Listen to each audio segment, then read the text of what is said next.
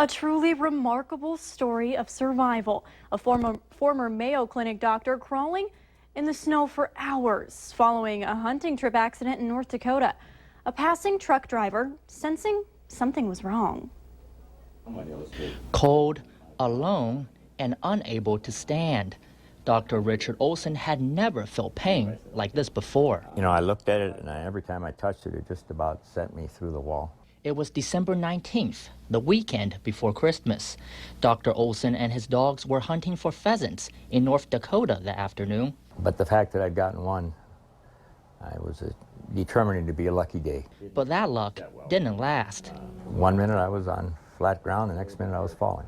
Dr. Olson fell about 4 feet into a drainage trench hidden by grass and snow. When I felt that pain, I knew it was really going to be a bad deal. His thigh bone snapped, so using his shotgun as a crutch, he eventually stood up and nearly climbed out of the trench.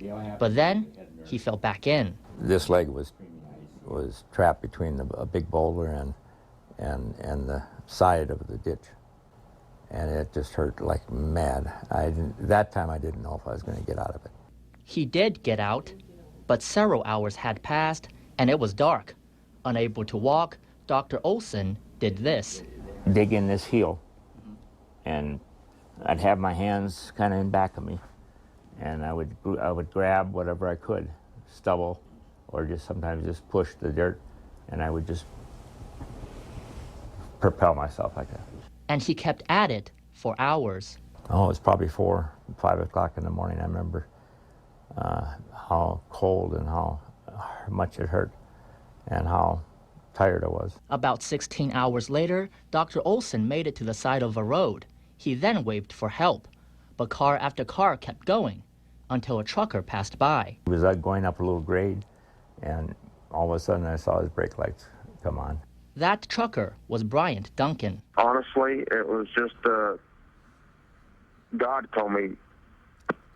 God just gave me the wisdom to realize that something was wrong. Duncan jumped out of his truck and took action.